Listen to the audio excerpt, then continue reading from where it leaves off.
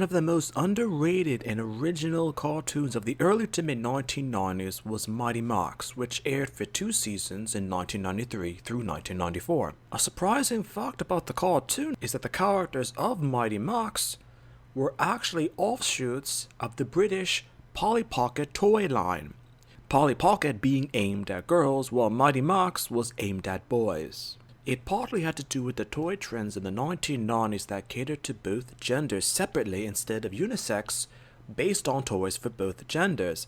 It gave the illusion that boys could play with separate toys and girls play with separate toys as well, when in most circumstances, boys and girls were too young to know the difference of toys and play with both sorts interchangeably without any bias at all. The toys were highly successful due to the original concept and their portability as well as convenience for parents to take them with their children along various social errands. And the said toys could be compact and ready to be played with and transported or even storage. It actually became a trend to play with these toys and to collect all of the related merchandise associated with it. Though the cartoon was meant to publicize as well as promote the toy line, even giving a backstory for the various toy playsets, the merchandise and associated items were far more popular on their own than the cartoon tie-in due to the whole 1990s trend. But the highly exceptional and original screenwriting of the episodes in the cartoon for the seasons as the darker emphasis of the series, it gained notoriety and critical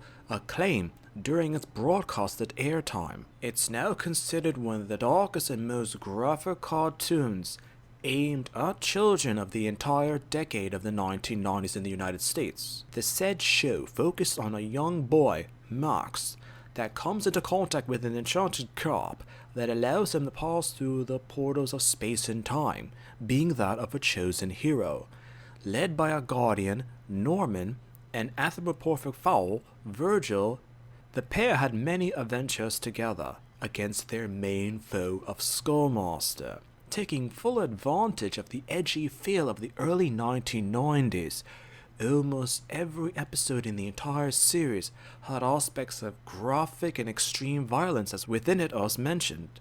And eventually, this tone and depiction and even normalization of violence wasn't exactly the message the toy developers wanted to have associated with their merchandise or brand.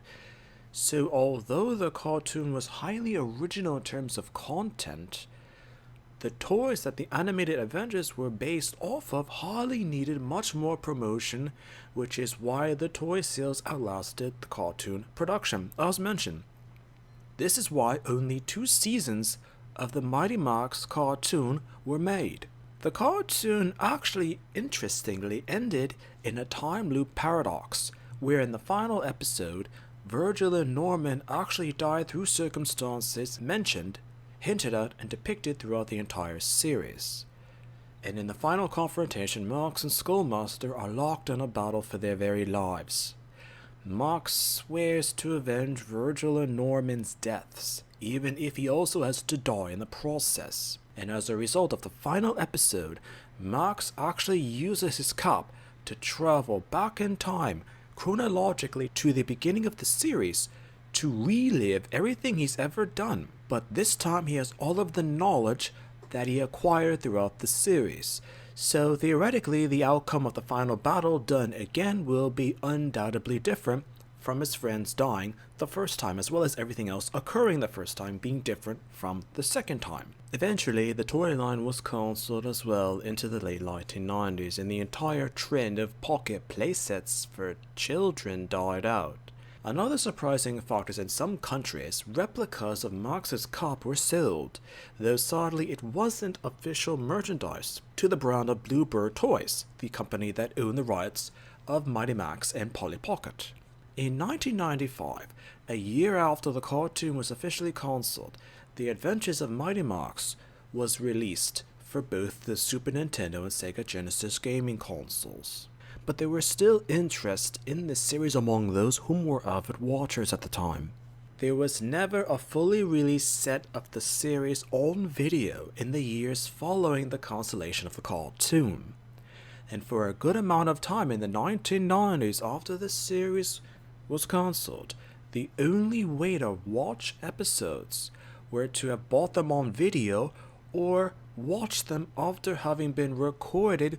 They had been broadcasted on American television. Sometimes a character can be forgotten, even though they should not be.